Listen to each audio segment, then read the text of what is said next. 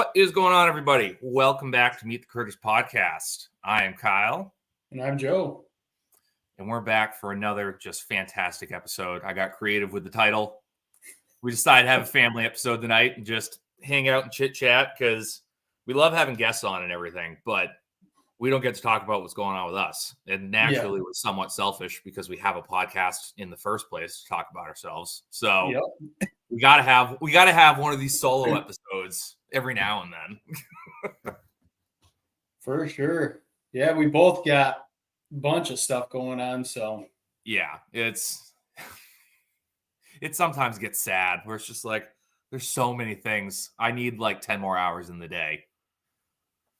Oh, we got an extra couple of days in the chat. So actually, this is a pretty funny story. So Linda works at the grain store we go to, and I've been bringing the kids there forever. Like I used to just hand my youngest to Linda when we get there, just like, here you go, like have fun. So they like now, if there, it doesn't matter if there are customers in there, if they're slammed, busy, whatever, they just walk behind the counter and they just know where the snack drawer is, and they have cookies and crackers and stuff like that for them. Well, I just took Julia this week. Like Leah was at school, so I'm like, all right, me and Julia, we're going. And she gave her like a Reese's cookie, like looked delicious, like one of the big ones, probably about that big. Mm-hmm. And she's chewing it, and I look and it's all in her mouth, and she's just she chipmunked that thing for the entire 20-minute ride home. By the time we got home, there's just brown, just spit, just everywhere. I'm like, what are you doing? And it's like all the parents out there that are listening to this understand that you just got to cup your hand under and just accept whatever is about to come out of their mouth into your hand. And it just came out, and it just looked like the wettest, like, dog shit you've ever seen. With peanuts. With fucking, I'm like, what the fuck? 2 minutes in. This one's not getting monetized. Yeah. Yeah, as soon as you said that, all I could think, like, if that was me driving, I would be literally, you better not choke the whole way home. Oh, that's the whole thing. Over and you're choking, and you survive, you're going to get beat. Yeah. You're hoping they hold it because it's like, please don't choke, but also don't spew this all over the truck. Yes. Keep it exactly where it is. But then there's just like, chew it. But trying to just anyone out there who's tried to just yell chew it at a 2-year-old doesn't work. They don't understand. Does not matter how many times you say it. A 2-year-old will not understand if you are panicked yelling chew it. Yeah. So Joe, what fun things have you been getting into lately? Everything. Everything. I get anxiety when I see you pop up in the group chat. I'm like, oh no, what's happening? Yeah. Are they building a roller right making now? Last minute decisions around here. Yeah, you've been having a fun week. For starters, I noticed some oil leaking out of the reefer truck. So, and I noticed that there was some oil leaking out of the final drives on the skid steer. So we had the mechanic come over, take a look at it, and we found out it was the compressor side of the reefer that was starting to leak. Mm-hmm. And then the final drives both need to be rebuilt. So we decided it was slow. You know, we had like one animal, I think, booked for this month. So we reached out, and the Amish builders reached out to us and said they were good to go to get started on the new edition. So we just, everything all that happened at once, and we decided to go for it. So reefer trailer sent out to be rebuilt. Skid steer final drives are sent out to be rebuilt. And I've been working on dirt work for the last few days. Besides a couple rainy days of mud, couldn't really do much. Almost too greasy in the clay soil. It looks like you're putting in a Walmart parking lot. Like every picture I see, I'm just like, oh my God, there's so much earthwork. Well, originally when we put the shop here, we set it far enough back to accommodate our septic system because that's pretty elaborate and good size. And when we did that, we weren't planning on building off the back of the building. Mm-hmm. But then we decided with the space that we have, it was smart to do our next addition off the back and then add off the end. And then we're also fixing the driveway because we had issues this winter with people it's kind of steep. Right. And we had issues with pickup trucks and trailers. So we're also expanding the driveway so it kind of cuts up at a, it's not as steep. So the pickup trucks and trailers and stuff can get in here a little bit easier. So we're just kind of, instead of chipping away at it, we're like literally hogging out. Like, I don't even want to imagine how many dump truck loads of dirt I've moved out of that hillside behind the shop. And we don't have we have places to put it. It's going all the way across. It's just shy of, we just had it surveyed. It's just shy of 2 acres. So I'm literally taking, I have to guess there's over 15 or 50 dump truck loads of clay and topsoil and shale that I've dug out of that hillside and moved to the other end of the 2 acres with the dozer and the excavator. And for those who don't know, who aren't in the Telegram group and haven't seen the pictures, when he says a hill, it's a hill. Like they're digging out some earth to make this. I will when we get the transit here, I need to use the transit to shoot the backside of the building to get it kind of rough graded out for the concrete. I'll shoot the difference between the bottom of the top of the concrete pad to the top of the hill out back. I want to say there's probably 15 or 16 feet of elevation difference. Easy. And I dug out from where the back of the building was to where the edge of the bank was originally. I think it was 25 feet. We're putting a 50-foot building off the back. So I've dug out another 25 feet plus another 25 or another 20 feet. There's roughly 70 feet straight off the back of the building that I've dug out. So almost another 50 foot into that bank. That's nuts. All the way across the whole backside of the property to kind of even everything out. And we're, like I said, we're widening out the driveways, making the parking lot bigger, trying to accommodate for trucks and trailers. Cause we have a few cattle haulers that have 24-foot livestock trailers. Right. It just makes it able to turn. Yeah. Be able to turn, get into the pens. So yeah, we decided to just go for it. I got one little section of trees left on this piece for the butcher shop. I think I'm just going to, when I get a spare moment, I'm going to go down there and rip those out too. So they're just, everything's cleared. I just figured we might as well clear it. You have the equipment and you're doing it. Yeah. Yeah. I've got a mountain of dirt over on the other side of the top side of that property that needs to come down the hill after we cut the new driveway in. So, because I got to the point where I couldn't grade it anymore. So I just started building a mountain on the other side to move all the dirt from over here. So we got poles coming next week. We're going to have poles set. As soon as those are set, the guy for the concrete's coming. So hopefully in the next 2 weeks, we'll have all the poles set, the concrete and the floor drains will all be in. And the Amish, I think, are supposed to be coming the first week of April, I think is what he told me when he stopped the other day. Yeah. You're having fun. And I've booked 3 more animals for the first 2 weeks of April. Right. This week.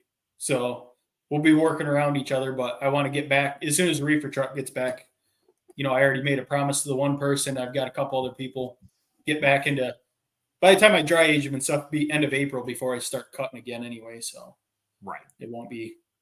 I know I'm in that weird limbo spot where I'm in contact with a ton of people. They want to bring stuff in, but they're not there. Like they're not ready yet. Yeah. And it's a matter of weeks or a month. And I'm like, all right. Like I have a bunch of people on deck, but it's like, can you do them earlier? Can we figure something out to make all this work? Yeah. I've got a couple of farms where they have stuff that's ready. They just have no one to sell to.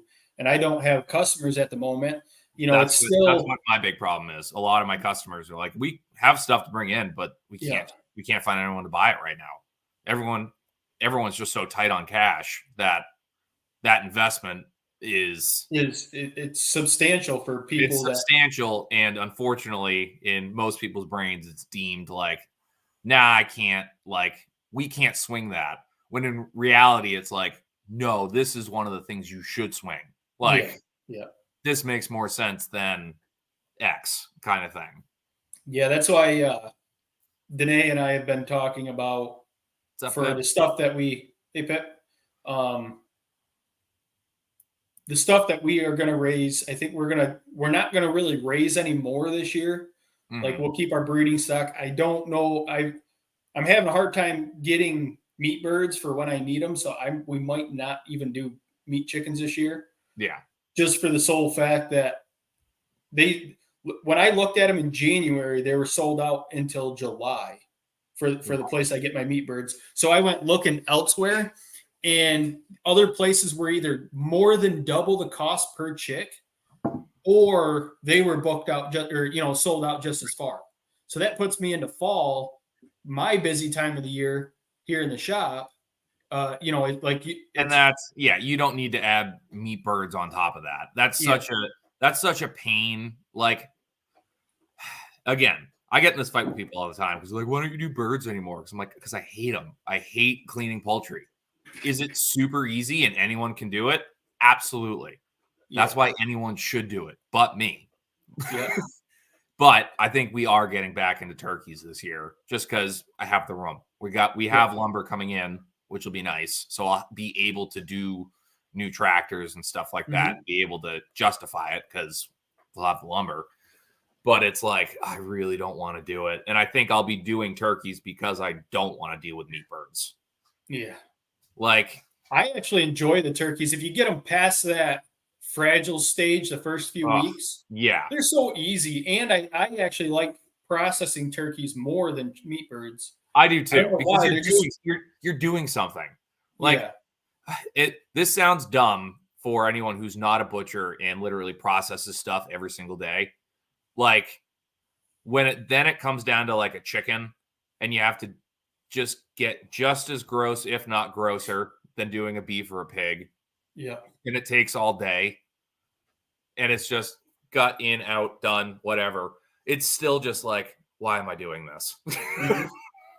Well, we got to the point where nobody was keeping carcasses for soup. Nobody wanted gizzards. Nobody wanted livers.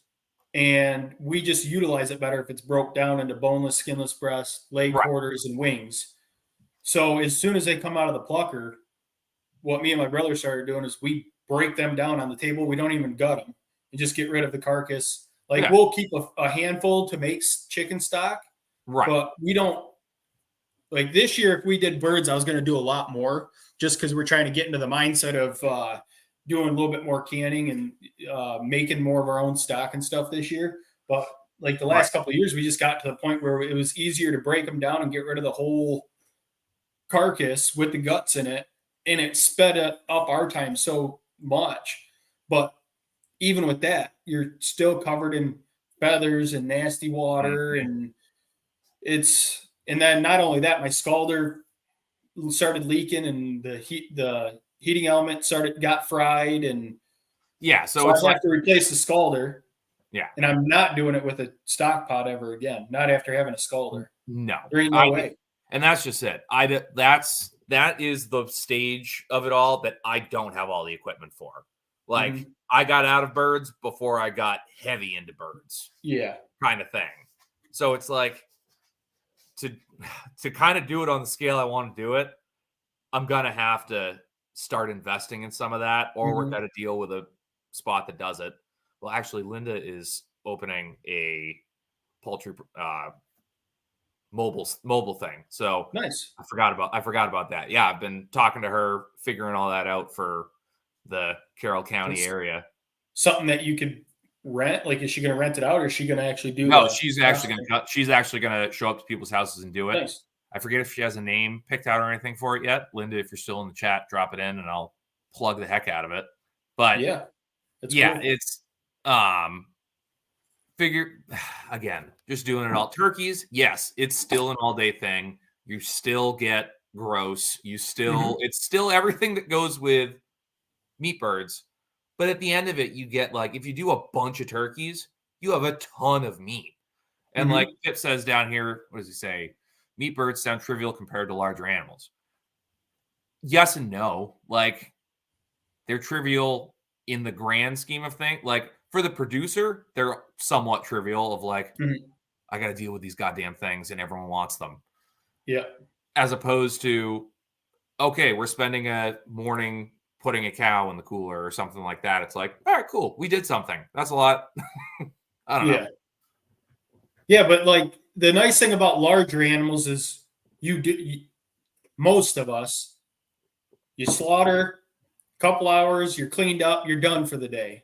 If you're doing just one. Yeah. It is Linda's Mobile Processing. So if you're in the Carroll County area, look that up or go to Clark's and go see Linda. Nice. Yeah, we used to have a farm around here that would rent. Like they had everything set up on a trailer. And you go spend, I think it was like $50 or $100 for the day, and you got everything. It was you just had a pop-up tent that you put over top for cover that was sized for the trailer, and it had everything bolted down. Right. You just hook it up to your garden hoses, run a power cord out to it, and you're in business, which is, a great idea. But I like having my own stuff because usually when I borrow other people's stuff, it breaks, and then I don't want that. And it's like the hard part for me is I know we're going to end up buying the equipment. It's just a matter of when. And then I know once I buy the equipment, I'm going to be like, well, I have to justify owning this. I can't just justify it by processing my own birds once or twice a year. Like, all of this was expensive and I need to make my money back on it. So now I have to start processing poultry. So again, it's the whole thing is just me trying to push off processing poultry for people. That's it.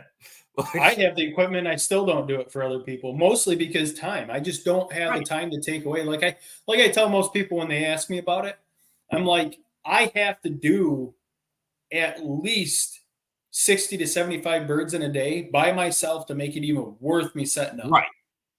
Bare minimum. Right. So that's, like you said, that's a whole day's process by the time you get them chilled and gutted and taken care of and plucked and the whole 9 yards. It's just not worth it. And over time, for as long as my equipment that I bought has lasted, doing that 1 or 2 batches a year of mine and a couple other people's, like we all help each other. Right. It turned out to be worth it. But now I'm looking at, I need a new scalder. I'm going to go with a 240 volt scalder. Right. You're not going to get a 240 volt scalder. I might as well get one of those fancy ones that dunk the chickens themselves, so I don't have to have someone standing there doing it. Right. That 2-person job of catching, slaughtering in the cones, scalding, plucking, and into the chill tank or whatever. However, that's you have it set our normal process. Usually, there's 2 people there if we have enough people on hand. One catching and slaughtering, one taking the birds out of the killing cone, scalding, and plucking. Right. One person should be able to do it with the right equipment. Right. With the right setup. Just and that's the biggest thing about butchering equipment. Spend the money and buy the good ones. Because you're going to spend the money regardless. But you're going to spend it on 3 other models before you finally buy the one you should have just spent your money on in the first place. Yeah. Now, and I can't complain. I think I spent maybe $200 or $300 on that scalder. It's a 110. Just because where I was living at, I didn't have access to wire up another. But I guarantee you can find a scalder on Amazon for $50. Oh yeah. Don't do that. Do not do that. Yeah, like spend the money. Like, how big do you think your grinder needs to be? Buy it 2 sizes bigger. Spend the money on it. Do the right thing. Be a man. Yeah.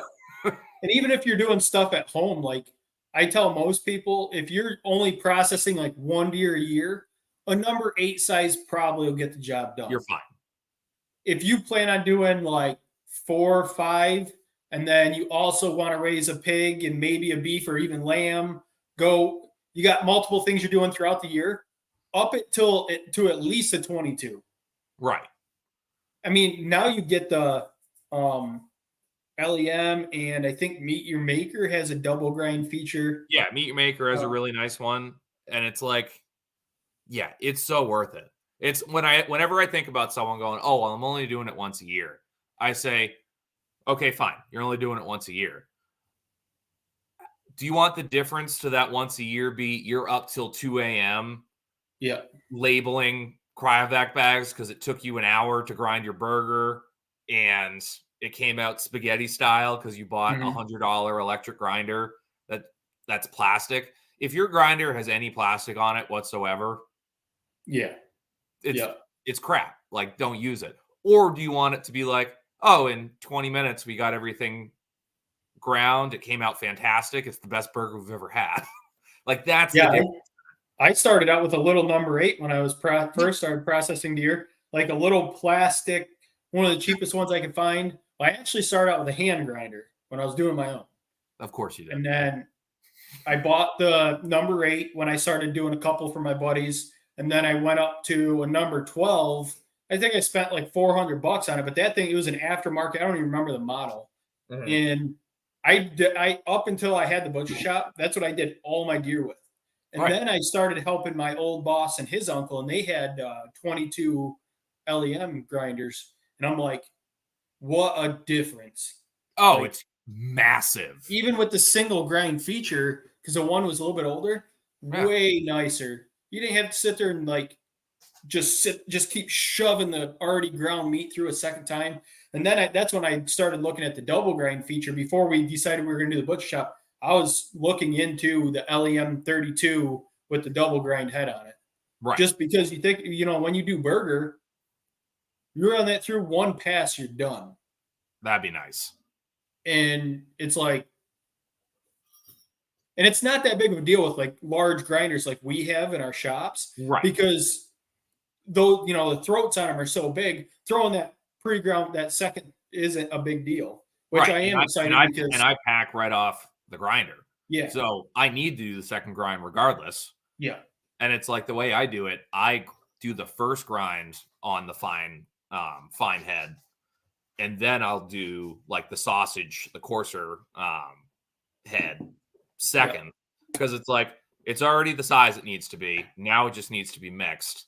And it also needs to flow well through the horn into the packages. Because it's like and again, this is all the weird stuff you have to figure out on your own. Like, just working. Because it would I would try to do it double fine and it would come out like paste and not flow through the horn well. And it's like, well, that works perfect. And then for sausage and stuff like that, I start on the coarse one. And I have a chili plate too, where it has, I think it's only like 9 holes in it, which also is fantastic for lard.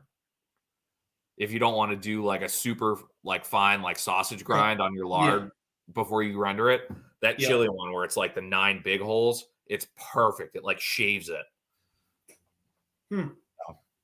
But plates are not cheap. They are not. We hadn't mentioned it yet, but my new grinder mixer came in last week, finally. Right. Well, most of the time when you get new grinders, the bigger grinders, the home style grinders come with everything you need. The big commercial grinders do not. Which in the paperwork, it said to make sure it was there, but they put all the same paperwork in for all their models, I guess. Right.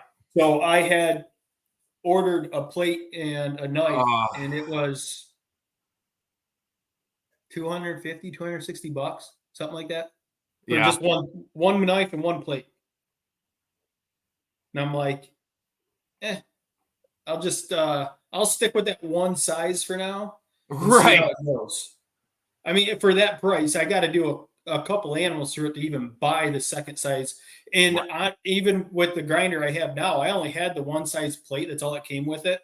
So I've been doing, and I asked people when I did their sausage, and a lot of the people actually prefer their sausage with that finer grind plate, which I was surprised by because most of it comes with the coarse. Right. And everybody's liked it like that. So I think I'm just going to stick with what I'm doing. Yeah. Because why not? And it's actually, I noticed it's made stuffing the casings when I'm doing links a little bit faster through my stuffer that I have, because I'm not running through the grinder like you are. Right. I've got that 30-pound stuffer, so Yeah, it's made it a little bit nicer. I was super lucky. I got I think 5 plates and 2 knives. Yeah. With mine, and then a bunch of other like random stuff. They were just kind of like, here's everything. I'm like, okay, thanks. I'm pretty sure I'm stealing this, but this is fine. Yeah. Here you go. Perfect. I don't know. Don't even question. Just get in your vehicle and leave. Yes, exactly. But The look on my friend's face when we got in after we loaded everything up. I had a buddy come down with me to load everything, and I wrote the check, handed it to him. It's like $1,400. He was like silent from the moment he heard $1,400 till we sat in the truck and probably about 10 minutes out. And he's just looking at his phone. He goes, "How much did you pay for that grinder?" I'm like, $400. He goes, "That's a $25,000 grinder in this condition." And I'm like, yeah. Yeah. Yeah, we bought a small, I think it's like 85-pound capacity grinder mixer, single phase. But for custom work, my buckets only max out at 70 pounds or 75 pounds. Right. Even with mine, mine's a 250. Mine's 250-pound capacity. I only put 70 pounds if I'm packing 100.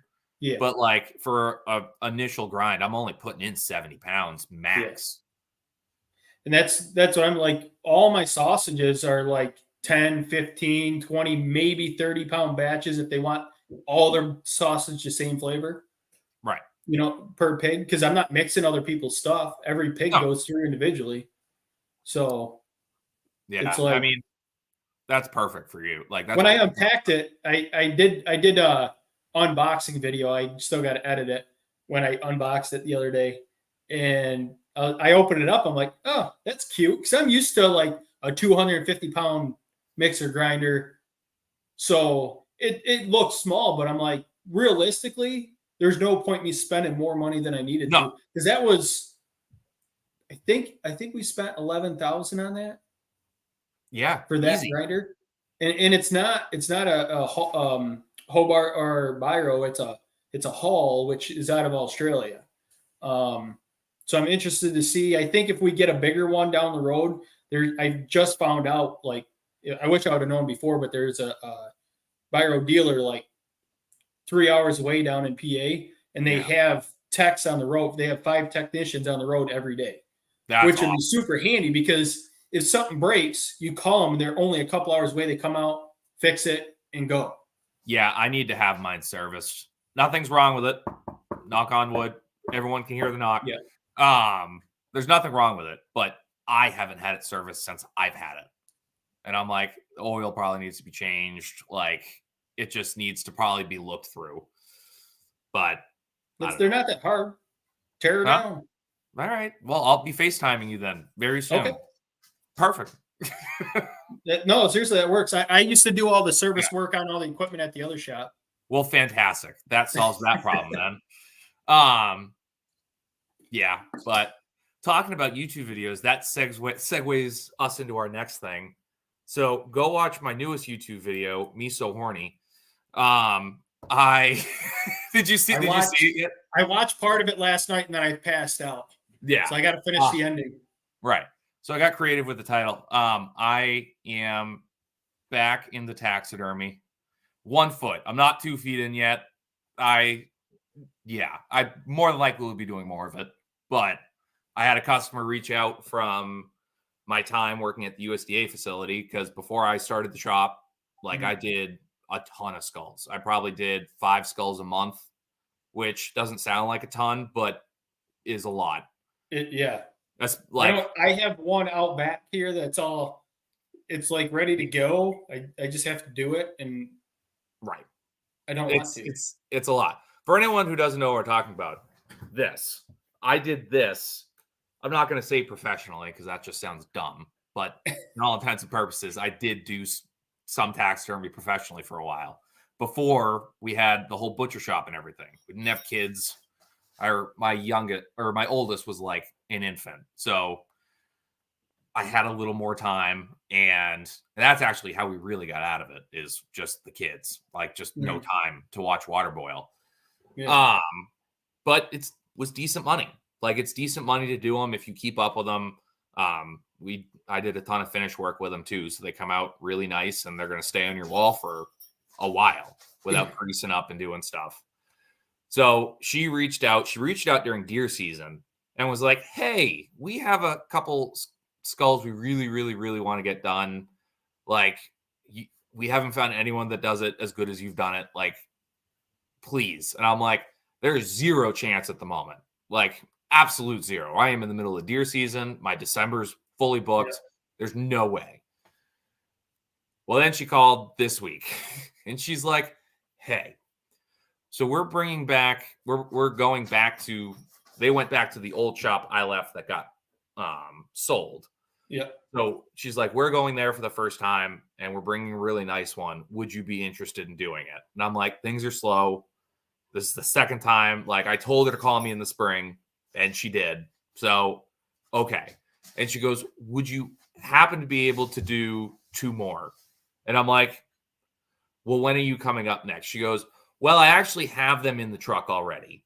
She's like, I was hoping you were going to say yes. So I already threw them in the truck. I'm like, all right, of course. Like, I can't say no to that. Like, Yeah. all right, fine. So I went down, picked him up at the shop, and the one is gorgeous. Like, if you go watch the video, yeah, Yeah. everyone can see the horns, beautiful horns on them. And the 2 in the bag, they're gonna be fun. I assume they were the skulls she was talking about at deer season. They've been fleshed, so there's no hide on them.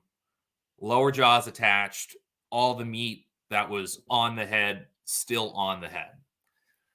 So, yeah. So they sat all winter. So essentially, they're just mummified at this point with the lower jaws attached. So they're all sitting in a 100-gallon water trough for the bottom 2, the next at least 2 weeks before everything gets rehydrated and I'm able to pull stuff off. Yeah. The hard part is this is not the right temperature to massacrate anything. And for those who don't know what massacration is, it's basically you just put the skull in water and like some Dawn dish soap, and it starts to rot on its own. And then you essentially just pull it out, pressure wash it off, or just let it sit until everything rots off. And it's seen as a less intrusive. Is that a good word for it? Like, Yeah. because if you do it right, it'll keep all the nasal bones intact. And, like, again, you're just not taking a knife to it and stuff like that. It's like, Yeah. all right, I do the simmer and power wash method. And when you do that, you do have to pull out the nasal bones and stuff like that. Because, like, if nobody knows what I'm talking about, if you look at a skull that's either been massacrated or cleaned by beetles, everything's off of that. Yeah.